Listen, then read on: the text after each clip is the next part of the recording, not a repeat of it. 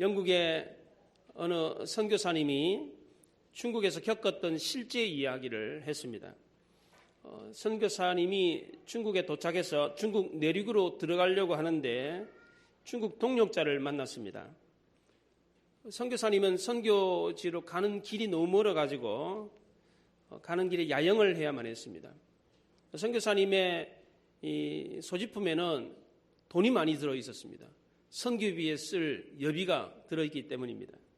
이때 중국 성도들이 선교사님 이곳에는 산적들이 출몰을 하니까 이곳에서 야영을 하게 되면 돈을 빼앗길 수 있습니다. 선교사님이 그 얘기를 듣고 그럼 우리가 돈을 지킬 수 있도록 하나님께 기도를 하십시다. 그리고 기도를 하고 그 밤에 잠을 잤는데 아무 일이 없었습니다.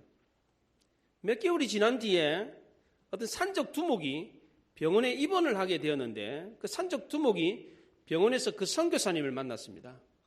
그 선교사님한테 이런 얘기를 했어요. 당신은 얼마 전에 길에서 야영을 한 적이 있죠. 그때 호위병들이 함께 있었죠. 예, 우리가 길에서 야영을 한 거는 맞는데 그때 호위병은 없었습니다. 아닙니다. 분명히 호위병이 있었습니다. 우리가 당신들의 돈을 약탈하려고 다가갔는데 그 밤에 27명의 호위병들이 있어가지고 무서워서 가까이 접근할 수가 없었습니다. 이 일이 있고 난 뒤에 선교사님은 영국 본교회에 돌아가서 선교 보고를 했습니다. 이 선교 보고를 들었는데 한 성도가 이 선교사에게 찾아와가지고 선교사님 그날 중국에 도착해서 선교지로 이동하는 그날 밤 우리 성도들이 함께 모여서 기도회를 가졌습니다. 그러면서 그 성도가 자기 일기장을 펼쳐서 보이는데 그날 밤에 그 성도와 함께 기도회 중보기도했던 성도의 숫자가 정확하게 27명이었습니다. 우연의 일치라고 생각할 수 있겠죠. 그러나 이것을 실제로 경험한 사람은 그렇게 말을 하지 못할 겁니다. 오늘 보면은 중보기도의 위력이 얼마나 대단한가, 중보기도가 얼마나 중요한가를 말해주고 있습니다.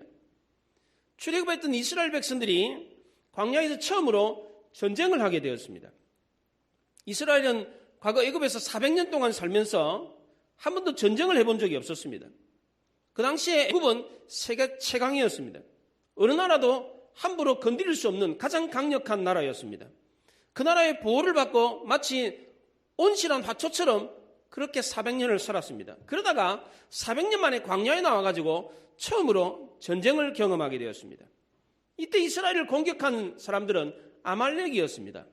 이 아말렉은 야곱의 쌍둥이 형제인 에서의 후손이었습니다.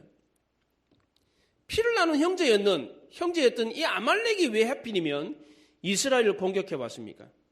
신명기 25장에서는 이 아말렉이 하나님을 두려워하지 않았기 때문에 이스라엘을 공격했다. 그렇게 말하고 있습니다.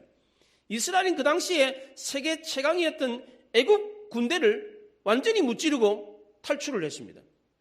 이뿐만 아닙니다. 홍해를 마른 땅같이 건넜습니다. 그리고 그 홍해 바다에 추격해오는 애굽의 군대들을 다 몰살을 시켜버렸습니다. 이것뿐입니까? 애굽의 모든 농작물과 짐승들을 다 죽이고 나왔습니다. 짐승뿐만 아닙니다. 애굽의 모든 장자들을 모조리 다 죽이고 나왔어요. 이 사실을 주변 국가들이 알았습니다. 그래서 이스라엘이 섬기는 하나님을 두려워해서 그 광야에 나온 이스라엘 민족을 건드릴 수가 없었습니다. 그런데 아말렉은 달랐습니다. 하나님을 두려워하지 않았습니다. 아말렉은 에서의 후손이었는데 이 에서가 바로 그런 사람이었습니다. 에서는 하나님을 두려워하지 않아서 하나님이 자기에게 주었던 그 장자권을 경홀히 여겼습니다. 그래서 팥죽 한 그릇에 그걸 팔아버렸어요. 이 아말렉 족속은 전쟁에 능한 족속이었습니다. 그의 조상이었던 에서가 능숙한 사냥꾼이었습니다.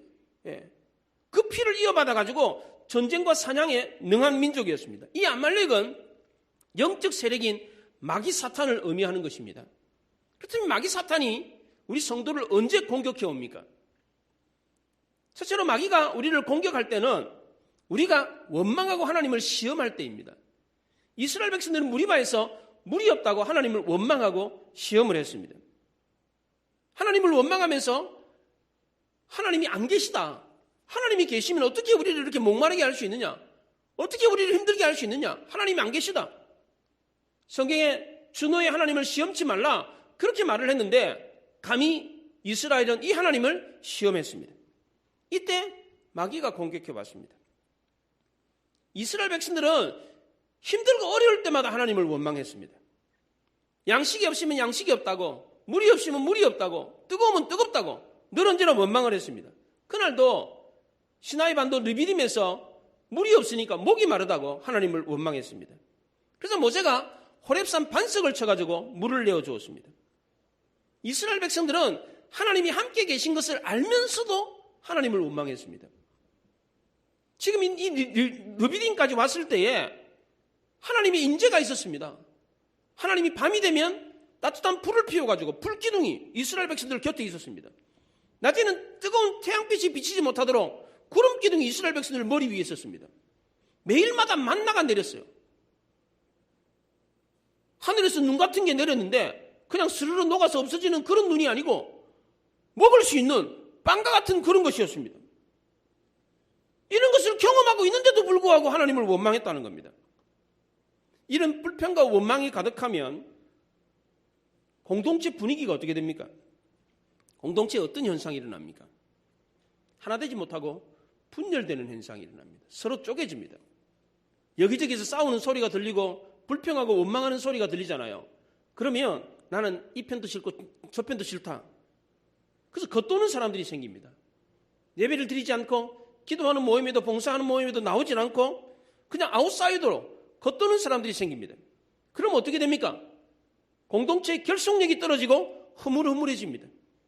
이때 마귀가 공격을 해옵니다. 그럼 어떻게 됩니까? 한 사람씩 두 사람씩 다 떠나가 버리는 거예요. 이게. 두 번째로 마귀의 공격 시점은 우리가 영적인 대열에서 떨어질 때입니다. 신명기 25장에서 아말렉이 어떻게 이스라엘 백성들을 공격했는가를 설명하면서 이렇게 말합니다. 곧 그들이 너를 길에서 만나 내가 피곤할 때에 내 뒤에 떨어진 약한 자를 쳤다. 그렇게 말을 합니다. 이 아말렉은 아주 비겁한 민족이었습니다. 약한 사람, 뒤에 처진 사람을 공격을 했습니다. 광야에 나온 이스라엘 백성들이 너무 많아가지고 정면 공격을 하지 못하고 비겁하게 뒤에서 약한 자들을 쳤습니다. 사탄이 우리를 공격할 때도 마찬가지입니다. 정면으로 우리를 공격하지 못하고 뒤에서 우리의 약한 부분을 칩니다. 사탄은 우는 사자와 같이 삼킬 자를 두루 찾아다닌다고 했는데 사자가 먹잇감을 사냥할 때 어떻게 합니까? 소떼무리들 이렇게 공격할 때 어떻게 합니까? 그 떨어져 나온 약한 놈부터 공격을 해요. 예. 마귀가 공격하는 사람도 마찬가지입니다. 뒤처진 사람들, 멀찌감치 떨어져 나온 사람들을 공격합니다. 슬슬 예배 안 드리고 기도하는 자리에 나오지 않고 봉사하고 섬기는 자리에 나오지 않으면 뒤처지게 되어 있습니다. 그러면 마귀의 밥이 되는 것입니다. 하나님과 깊은 교제를 갖고 늘 언제나 영적으로 튼튼한 사람은 마귀가 함부로 건드릴 수가 없습니다. 예배를 드릴 때도 아예 작정을 하고 은혜 받겠다고 앞자리에 나와가지고 눈을 부르키고 그냥 눈이 막 튀어나올 정도로 은혜 받겠다고 앉아있는 사람들은 사탄이 건드리질 못합니다. 왜? 틈이 안 보이니까. 그런데 멀찌감치 떨어져가지고 그냥 뭐 대충 와가지고 앉아있다가 가면 되지 뭐 이런 생각을 가지고 있는 사람 쉽게 마귀의 밥이 돼버립니다. 재밌는 사실은 베드로가 시험에 빠져가지고 예수님을 3번 부인할 때 이 베드로가 예수님을 어떻게 따라다녔습니까? 멀찌감치 따라갔어요. 멀찍이 따라가다가 여종이 당신도 예수님하고 같은 무리네? 그러니까 저주를 하면서 예수님을 부인했습니다. 멀찌감치 쫓아가면 시험에 빠지게 되어 있습니다. 에베소서 4장에 마귀에게 틈을 주지 마라 그랬습니다. 왜? 마귀는 틈을 타는 존재이기 때문에 그렇습니다. 하나님과 우리 사이에 틈이 보이잖아요. 그러면 여지없이 그 틈을 비집고 들어와서 우리를 공격해요. 그러니까 틈을 보이면 안 돼요. 틈을. 예. 집에도 보면 도둑 맞고 강도 당하는 집들 보면 틈이 있어요. 틈이 있기 때문에 도둑을 맞는 거예요. 빈틈이 없으면 도둑이 들어올 생각을 못해요. 틈이 있으니까 그 틈을 타고 도둑이 들어오는 것입니다. 마귀도 마찬가지입니다. 틈을 타는 존재입니다. 죄의 속성도 마찬가지입니다. 하나님과 우리 사이를 벌려놓습니다. 틈을 만들어요. 포도나무에 가지가 딱 달라붙어 있는 것처럼 우리는 늘 언제나 포도나무에 그냥 찰그머리처럼 딱 달라붙어 있어야 돼. 그러면 늘 언제나 하나님께 붙어 있으면 마귀가 시험하지 못하느냐? 그렇지는 않습니다. 하나님께 붙어 있어도 마귀가 우리를 시험해요. 그런데 시험을 해도 그 시험을 능히 이길 수가 있어요. 왜? 하나님께 붙어 있어가지고 하나님이 공급해 주시는 힘이기 때문에 마귀가 아무리 우리를 시험하고 공격해도 능히 이길 수가 있는 것입니다. 그래서 세 번째로 마귀가 우리를 공격하는 시점은 하나님의 은혜와 기적을 경험하고 난 뒤라는 것입니다. 하나님은 불평하는 이스라엘 백성들의 이 불평에도 불구하고 물을 주셨습니다. 오늘 8절에 보면 그때에 아말렉이 와서 이스라엘과 르비딤에서 싸우니라 그래요. 그때가 언제입니까? 이스라엘 백성들이 기적을 통해서 물 공급을 받고 난 뒤입니다. 사탄은 하나님의 자녀들이 은혜 받는 것을 보면 막 창자가 꼬여요. 창자가 막. 은혜 받아가지고 막 그냥 얼굴에 웃음이 가득하고 막 기뻐하고 즐거워하며 마귀는 그냥 인상을 써, 인상을. 저놈들 말이야. 뭘 기쁘다고 저렇게 말이야. 저렇게 말 기뻐하지. 배가 뒤틀려요. 사탄은 은혜도 못 받고 비실비실거리는 성도는 아예 건드리지도 않아요. 건드리지도 않아도 뭐 지 혼자서 넘어지는데 지 혼자서 그냥 예배도 안 드리고 그냥 페인처럼 사는데 뭐 하려고 건드려. 그냥 내버려도 넘어지고 자빠지는데 사탄은 우리 성도가 은혜 받고 축복받아가지고 좋아라 할 때 그때 공격을 합니다. 그래서 사도 바울은 물을 선줄로 생각하는 자는 넘어질까 조심하라 그랬던 것입니다. 또 하나 다행스러운 것은 사탄이 우리를 공격하는 시점은 하나님의 자녀들이 공격받을 준비가 되어 있을 때라는 겁니다. 이제 이스라엘 백성들은 싸울 준비가 되어 있었습니다. 오랜 행군에 지쳐있던 이스라엘 백성들의 군사들이 물을 먹고 새 힘을 얻었습니다. 사탄의 공격은 하나님의 허용 없이는 절대로 불가능합니다. 하나님은 우리에게 감당할 수 있는 시험만 주신다고 했습니다. 고린도서 10장 13절에 사람이 감당할 시험 밖에는 너에게 당한 것이 없나니 그랬어요. 이제 이스라엘 백성들은 싸울 준비가 되어 있었어요. 힘을 얻었습니다. 처음에 이스라엘 백성들은 전쟁을 치를 준비가 되어 있지 않았습니다. 그래서 하나님이 이스라엘 백성들을 가나안에서 애굽에서 출애굽시키고 난 뒤에 광야로 나왔을 때 그 블레셋 땅 지중해 해변길로 따라서 이렇게 가면 해변길로 따라서 이렇게 직진해가지고 가면 7일 늦어도 10일이면 가나안에 도착할 수가 있었습니다. 그런데 하나님은 그 길로 인도하지 않으셨어요. 그 길로 인도했다가 블레셋의 막강한 군대를 보고 무서워가지고 아이고 못 살겠다. 우리 광야로 나오면 다 죽겠다. 다시 애굽으로 돌아가자. 그럴까 싶어서 하나님은 그 길로 인도하지 아니하시고 밑에 남쪽으로 광야로 인도하셔가지고 강야에서 훈련을 시키셨습니다. 이제 이스라엘 백성들은 능히 싸울 수 있는 힘을 얻었습니다. 하나님 우리가 시험을 감당할 수 있을 그때에 시험을 주십니다. 따라서 우리가 당한 모든 시험은 다 이길 수 있습니까? 없습니까? 이길 수 있다는 거예요. 왜? 이길 수 있는 시험만 주시니까. 그런데 중요한 것은 어떻게 이기느냐 하는 것입니다. 하나님 우리에게 이길 수 있는 싸움만 주셨다고 했으니까 그럼 어떻게 하면 이깁니까? 하나님이 이스라엘 백성들이 광야에서 했던 첫 번째 전쟁을 통해서 분명하게 그 싸움을 이기는 방법을 가르쳐 주었습니다. 그것은 바로 하나님께 손을 드는 것이었습니다.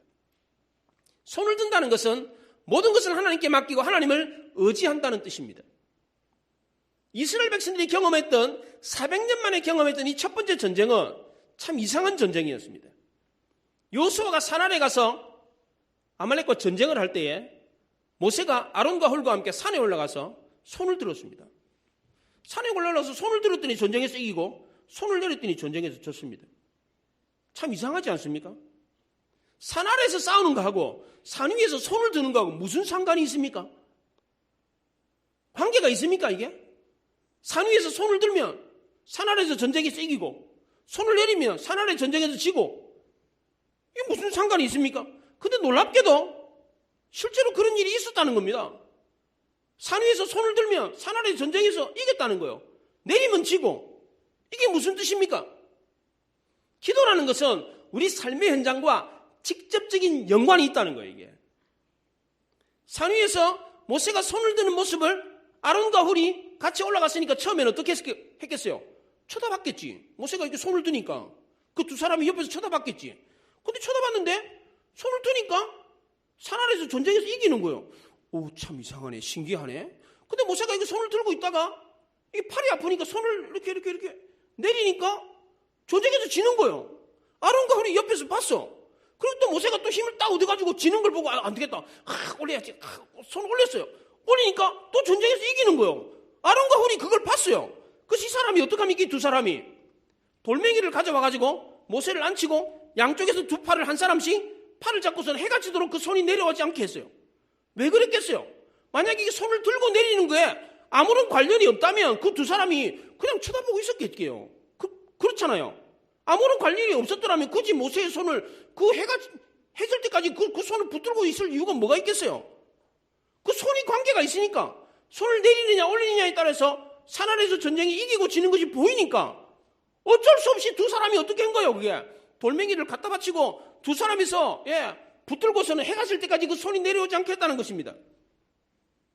무슨 얘기입니까? 손을 들고 내리는 것이 전쟁을 결정했다는 것입니다. 그 손을 안 내렸더니 결국 전쟁에서 이겼다는 것입니다. 시골 촌뜨기 농사꾼과 전쟁에 능한 싸움꾼이 전쟁을 했어요. 누가 이기겠습니까? 싸움에 능한 전쟁 군인이 이기는 거죠. 그런데 누가 이겼습니까? 시골 촌뜨기 농사꾼이 이겼어요. 한쪽에서는 전쟁을 하고 한쪽에서는 기도를 했습니다. 둘 중에 어느 거를 택해야 됩니까? 이 사건은 이런 문제가 아닙니다. 왜냐하면 이 둘이 다 필요하기 때문에 그렇습니다. 이것은 뭐가 더 중요하냐? 그 얘기를 지금 하고 있는 것입니다. 뭐가 더 중요한 것입니까? 삶의 현장 속에서 싸우는 게 중요합니까? 기도가 중요합니까? 뭐가 더 중요하다는 겁니까? 기도가 중요하다는 것입니다. 나중에 여호수아는 가나안 땅에 들어가가지고 아이성 전투에서 패배를 경험했습니다. 3,000명이 올라가가지고 전쟁을 했는데 36명이 죽고 도망왔어요. 왜 전쟁에 졌나 봤더니 범죄한 사람이 있었습니다. 그 죄 문제를 해결하고 다시 공격을 해가지고 아이성을 정복을 했습니다. 이때 여호수아가 전쟁을 할 때에 단창을 든 손을 들었어요. 손을 이렇게. 40년 전에 광야에서 아말렉과 싸울 때 그때를 기억하고 왜 우리가 그때 이겼는가? 그걸 생각하면서 아이성 전투에서 지고 난 뒤에 어떻게 하면 이 전쟁에서 이기는가를 깨닫고 손을 들었어요. 창을 들었으면 나가서 싸워야 될 거 아니에요. 그런데 여호수아는 싸우지도 않고 언덕에 올라가가지고 손을 들었다고 이렇게. 그랬더니 어떻게 됐습니까? 아이성 전투에서 이겼다는 것입니다. 여기서도 마찬가지입니다. 하나님을 의지하는 것. 이것이 바로 승리의 비결이었다는 것입니다. 이스라엘 백성들이 광야에서 경험했던 아말렉과의 첫 번째 전쟁은 400년 만에 겪었던 전쟁입니다. 이 전쟁 이야기는 자자손손 대대로 이스라엘 백성들에게 전해졌습니다. 이 전쟁의 영웅이 누굽니까? 누구예요? 여호수아입니까? 근데 성경은 이 전쟁의 영웅을 여호수아라고 기록하고 있지 않습니다. 아말렉과의 전쟁의 핵심 포인트는 전쟁에서 나가서 싸운 여호수아가 아니라 모세였다는 것입니다. 전쟁터가 핵심이 아니라 산에 올라가서 기도하는 모세가 핵심이었습니다. 전쟁에서 이기고 지고의 문제는 손을 내리느냐 올리느냐 여기에 달려 있었습니다. 여러분들이 만약에 영화 감독이라면 이 장면을 카메라에 담는다면 어디에다가 카메라 포커스를 맞추겠습니까? 전쟁터입니까? 산에 올라가서 기도하고 있는 이렇게 손을 들고 있는 모세입니까? 어디에다가 카메라 앵글을 잡으시겠어요? 영화를 어디에다가 카메라 앵글을 잡아야지 영화가 흥행을 합니까? 예? 어디에다가 앵글을 잡아야 영화가 재밌습니까? 성경 저자가 성경을 기록하면서 성경을 재미있게 흥미롭게 후손들에게 잘 기억하도록 리얼하게 그렇게 성경을 기록하려면 어디에다가 핵심을 두고 성경을 기록해야 됩니까? 전쟁터입니까? 산에 올라가서 기도하고 있는 모세입니까? 예? 전쟁터지요.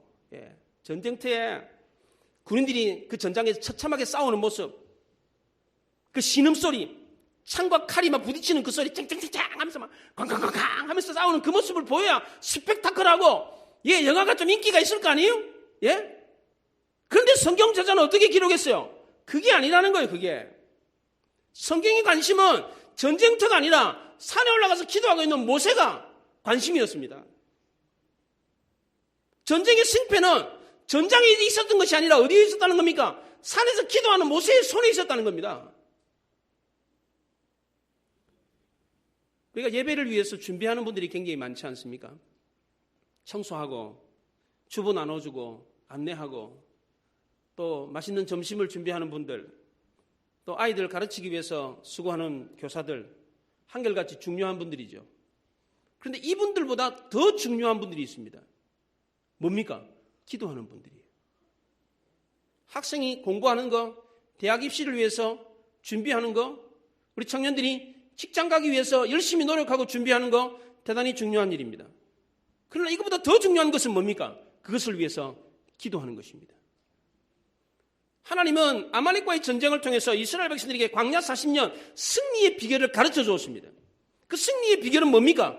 바로 하나님께 손을 드는 것이었습니다. 그래서 훗날 시편 저자는 시편 28편에서 내가 주의 성소를 향하여 나의 손을 들고 주께 부르짖을 때에 나의 간구하는 소리를 들으소서. 그렇게 노래를 했습니다. 사도 바울도 마찬가지입니다. 디모데전서 2장에서 그러므로 각처에서 남자들이 분노와 다툼이 없이 거룩한 손을 들어 기도하기를 원하노라. 훗날 이스라엘 백성들은 이 전쟁의 상황을 알고 하나님께 손을 들고 기도하면 놀라운 기적의 역사는 일어난다는 사실을 알고 손을 들고 기도하라. 그렇게 말을 했던 것입니다. 우리 인생의 승리의 비결이 무엇입니까? 손을 들고 기도하는 것입니다. 기도는 혼자 할 수도 있지만 혼자 하는 기도는 쉽게 지칩니다. 모세도 인간인지라 팔에 힘이 빠져가지고 손을 내리고 말았습니다. 우리는 기도하다가 쉽게 포기하는 경우가 있습니다. 결과가 나빠지면 더 쉽게 포기합니다. 기도를 했는데 낙심이 들잖아요. 그럼 더 빨리 포기해버려요. 기도하는 팔은 쉽게 지칩니다. 그래서 뭐가 필요합니까? 동력자가 필요한 것입니다. 모세는 아론과 훌이 있었습니다. 그의 기도하는 팔이 내려오지 않도록 옆에서 도와주는 동력자들이 있었습니다. 저도 요즘 중요한 기도 제목을 가지고 기도하고 있습니다. 영적 싸움을 싸우면서 하나님께 도움을 구하는 중요한 기도의 제목이 있습니다. 여기에 함께 동력하는 동력자들이 있다는 게 얼마나 감사한지 모르겠습니다. 우리 장로님 아까 기도하실 때 새벽마다 밤마다 기도하는 분들이 계시다 그랬잖아요. 이런 분들이 계시다는 게 얼마나 큰 다행인지 모릅니다. 여러분에게는 기도하는 동력자들이 있습니까? 이렇게 함께 기도할 때에 놀라운 기적의 역사가 일어납니다. 그런데 왜 사람들이 기도를 하지 않습니까? 기도가 인생의 승리의 비결인데 삶의 현장보다 더 중요한 것은 기도인데 왜 사람들이 기도를 하지 않습니까? 기도의 능력을 믿지 못하기 때문입니다. 기도의 이 놀라운 기적을 체험하지 못했기 때문에 그렇습니다. 자기 힘으로 자기 지식으로 얼마든지 가능하다고 생각하기 때문입니다. 이거는 교만입니다. 이런 사람은 참 불행한 사람입니다. 하나님은 이런 사람들을 보면서 참으로 안타까워하십니다. 기도를 통해서 구하기만 하면 내가 너를 이기게 하겠다고 준비하고 계신데 하나님께 구하지 않으니까 얼마나 답답하겠습니까? 기도를 중단하면 곧 실패가 시작됩니다. 기도를 쉬는 순간부터 실패가 시작됩니다. 영적 싸움의 승패는 기도에 있습니다. 기도의 결과는 뭡니까? 무조건 승리라는 것입니다. 하나님이 이스라엘 백성들에게 기도하는 사람은 반드시 이기게 돼 있다라는 사실을 이 사건을 통해서 가르쳐주고 있는 것입니다. 기도의 결과는 승리입니다. 그래서 승리하고 난 뒤에 기념단을 만들으라 그랬습니다. 그 기념단이 뭡니까? 여호와 니시였습니다. 여호와는 승리의 깃발이다, 나의 깃발이다, 그런 뜻입니다. 하나님이 이스라엘 백성들에게 여호와가 아말렉과 더불어 대대로 싸우리라라고 하는 뜻으로 이 여호와 니시라고 하는 이름을 줬습니다.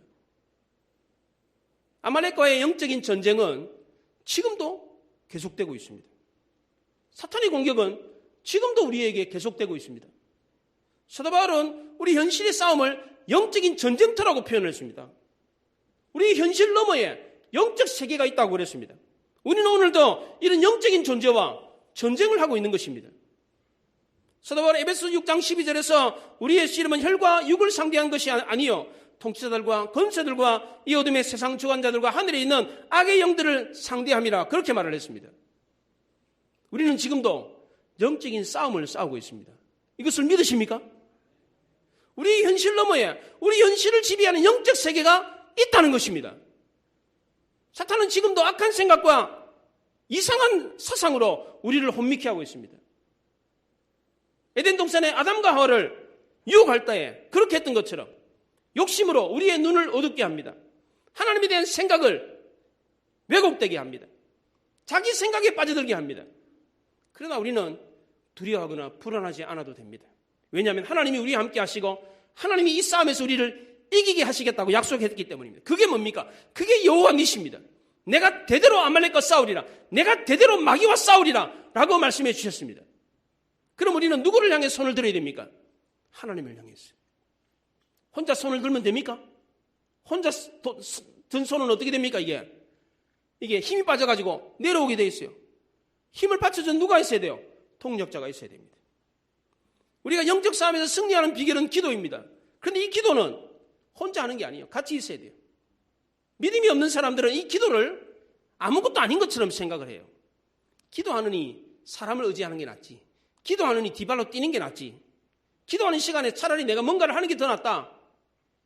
그래서 믿음이 없는 사람은 기도하지 않고 합리적으로 생각합니다. 부지런히 뛰어다니면서 문제를 해결하려고 합니다. 그러나 기도의 힘을 체험해 본 사람은 다릅니다.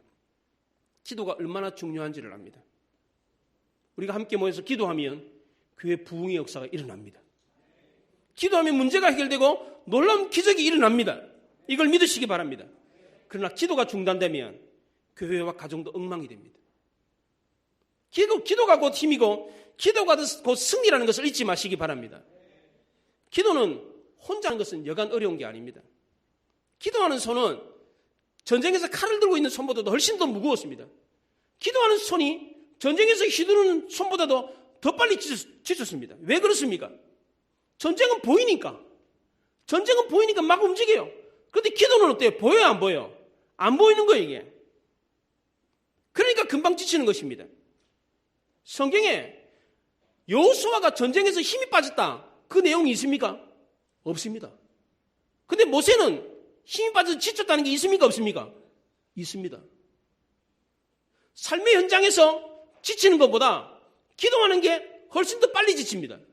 왜 그래요? 안 보이니까. 허공을 휘두른 것 같아, 막. 그러니까 금방 지쳐버려요. 그래서 그만큼 이 기도가 힘들다는 것입니다. 그래서 우리는 기도할 때 뭐가 필요해요? 동력자가 필요하다는 것입니다.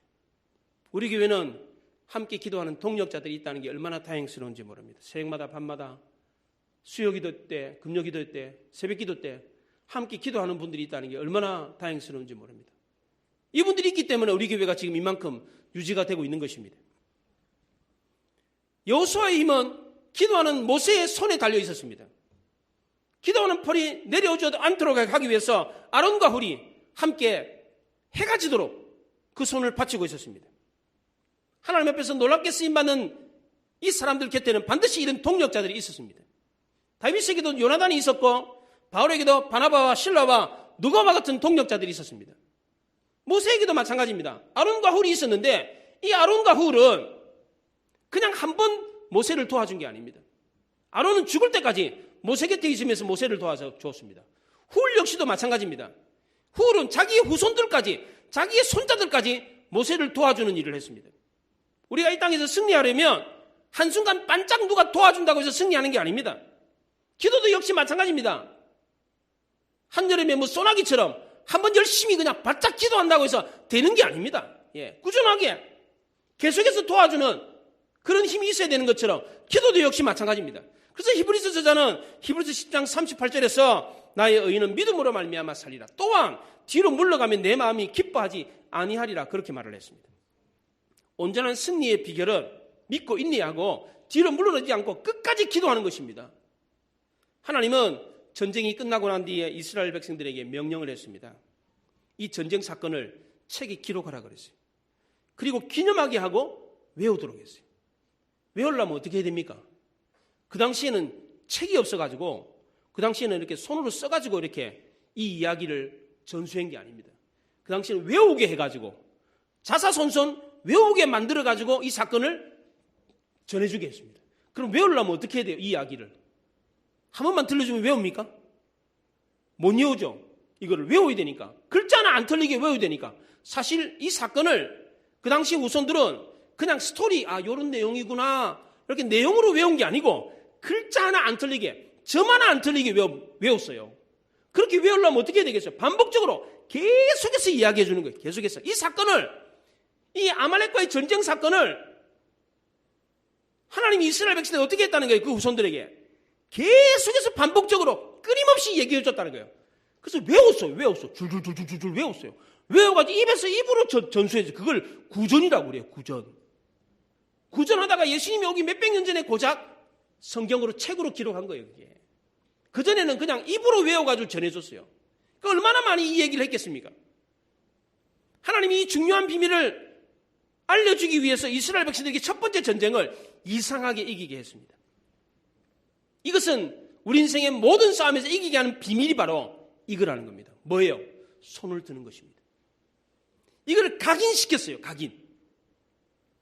제 아무리 잘 싸운다고 할지라도, 제 아무리 공부를 잘하고 제 아무리 건강하다고 할지라도 하나님께 기도하지 않으면 아무 소용이 없습니다.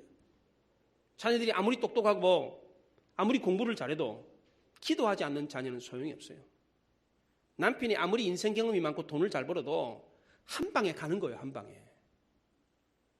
여러분의 사업이 아무리 잘 된다고 할지라도, 아무리 사업 자금이 넉넉하다고 할지라도 기도하지 않으면 한 방에 무너질 수 있습니다.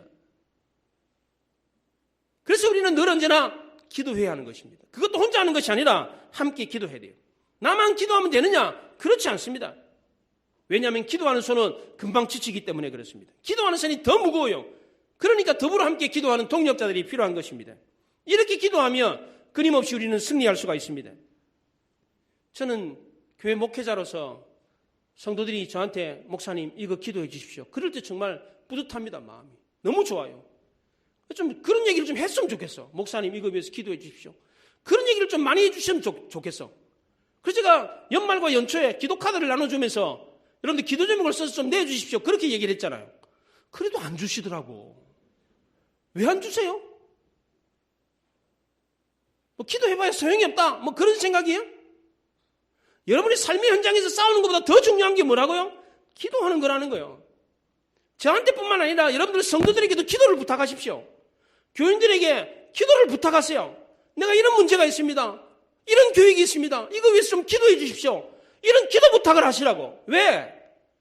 기도는 혼자 하는 게 아니기 때문에 그렇습니다. 쉽게 지치기 때문에 그렇습니다. 더불어 함께 기도할 때에 그 기도가 승리하는 기도가 되는 것입니다. 기도가 바로 승리의 비밀이라는 사실을 믿으시기 바랍니다. 이걸 믿어야 돼요. 이걸 못 믿으니까 기도 부탁을 안 하는 거예요. 이걸 못 믿으니까 기도를 안 하는 거예요. 그러나 정말 더 중요한 것은 삶의 현장의 싸움보다 처절한 싸움보다 더 중요한 것은 기도라는 것입니다. 이것을 가르쳐주기 위해서 하나님이 이스라엘 백성들에게 첫 번째 하는 전쟁, 400년 만에 하는 전쟁을 이상하게 이기게 했어요. 무슨 어린애 장난도 아니고 이게 뭡니까 이게 뭡니까 이게 예? 왜 이런 장난을 하십니까? 이게 분명히 각인시키려고. 이 아말렉과의 전쟁뿐만 아니라 모든 인생의 전쟁이 다 그렇다. 하나님께 손을 들면 이긴다. 이거 꼭 기억해라. 그래서 자자손손 알리기 위해서 외워서 전수하게 했다는 거 아닙니까? 이걸 우리에게까지 지금 가르쳐주고 있는 겁니다. 그러니까 여러분들 이 기도가 대단히 중요하다는 사실을 알고 기도 부탁을 하시기 바랍니다. 더불어 함께 기도함으로 이걸 실천함으로 늘 승리하는 놀라운 기적을 경험하는 여러분들이 되시기 바랍니다. 기도하십시다.